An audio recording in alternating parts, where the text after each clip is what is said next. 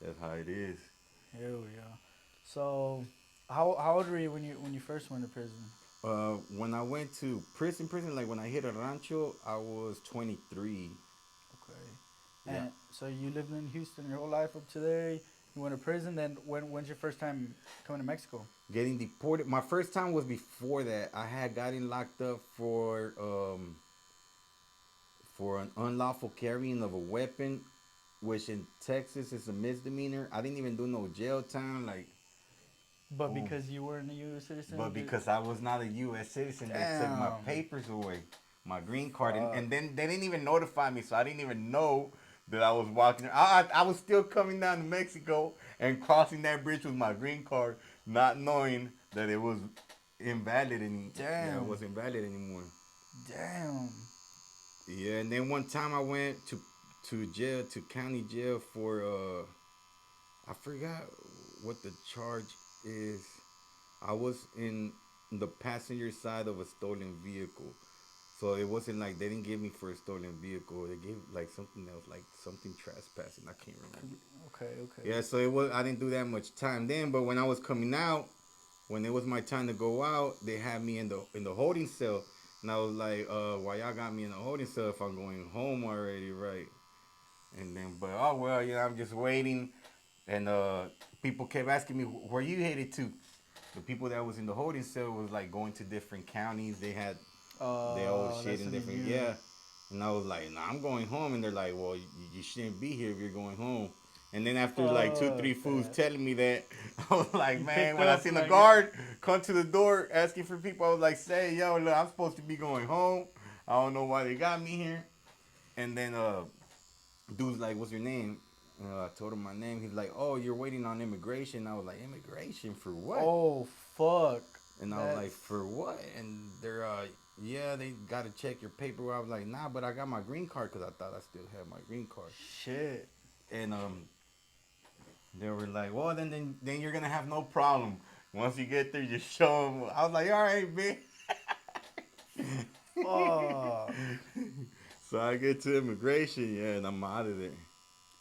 So you're basically like on probation if you're not a U.S. citizen when you live over here, right? Yeah, well, they gave me 20 years not to go back to the U.S. that time. And then 6 months later is when I got caught up on an aggravated robbery in Houston.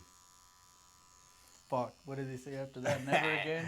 Well, they gave me. I ended up getting 5 years, which was I hit it lit on that one. 5 years of prison time or Yeah, five five years? years of prison time. Oh shit. Yeah, that was I really hit it lit because they were trying to give me more. So I did 5 on that, and now I went to immigration. They gave I did 10. That's crazy. You're. That's crazy that you're grateful you only got 5 years. That's Hell yeah, because it's a insane. 5 to 99. That's It's a 5 to 99, insane. so that's clear that I only got 5 years.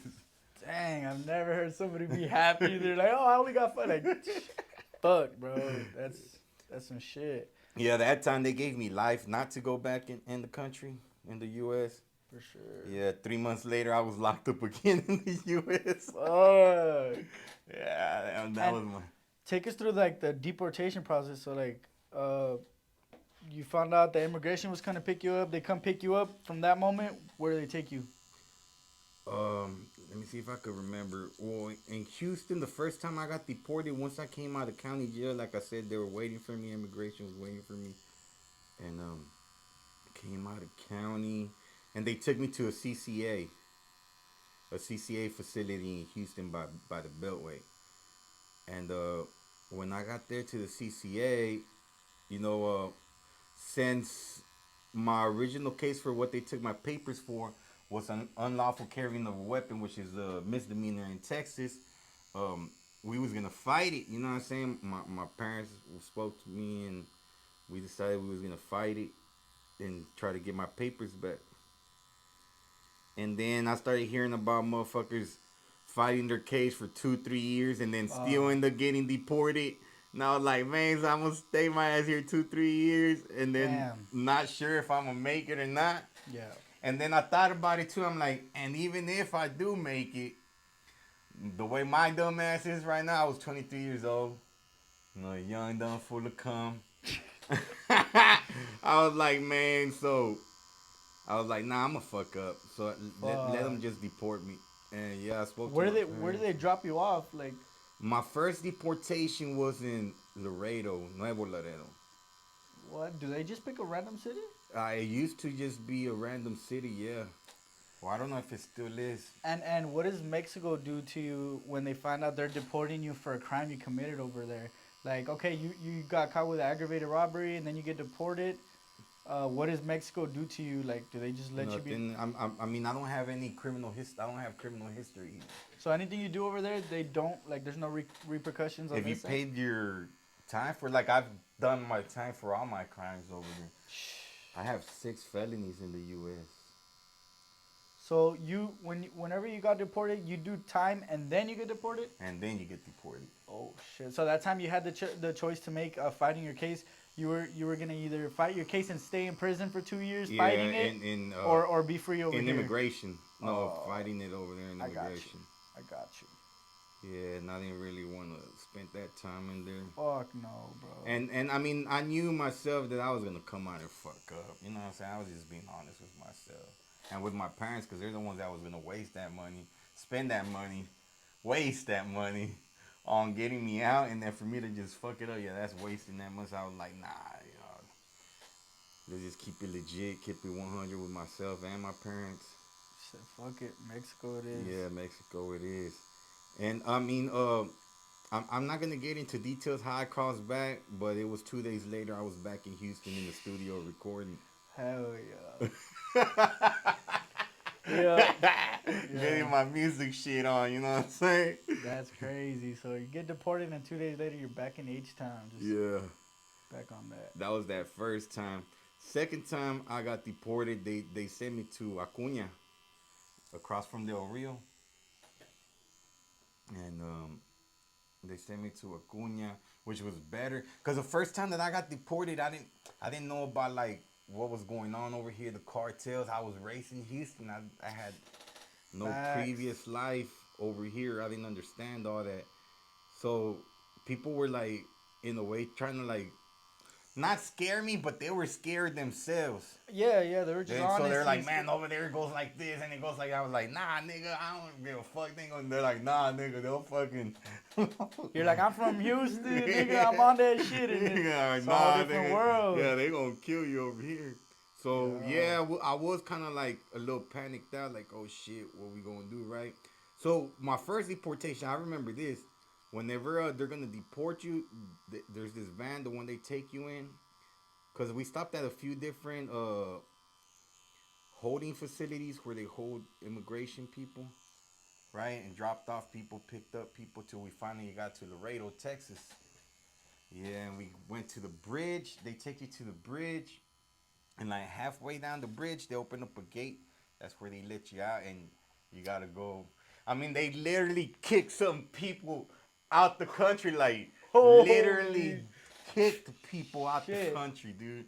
Like So I some. thought they dropped you off like at a jail over here, like some type of facility. Nah, they take you to the bridge, What and the then well, no, there's fuck? people that don't speak English, right? Do they And still do it like that today? Like if you get deported, they just I leave haven't. you at the border of the United States and tell you to leave? My last deportation was in 2012. I've been here already 11, going on 12 years. That's crazy. So I don't know if it's still like that. He But said yeah. they literally Yeah, well, I mean, kick- because there was people that didn't speak no English, and they're like, man, get the fuck out of here.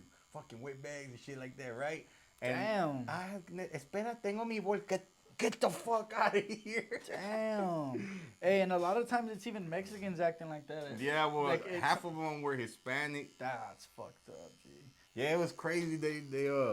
I remember once we started walking on the bridge. Well, I'm not tall in Houston, like I'm normal size in Houston, but here in Mexico I'm huge, right? Yo. So I remember like all the people that got deported with me, like the dudes, They're they all were little all dudes. walking around me, like staying close to me. I'm like, nah, niggas, y'all move around.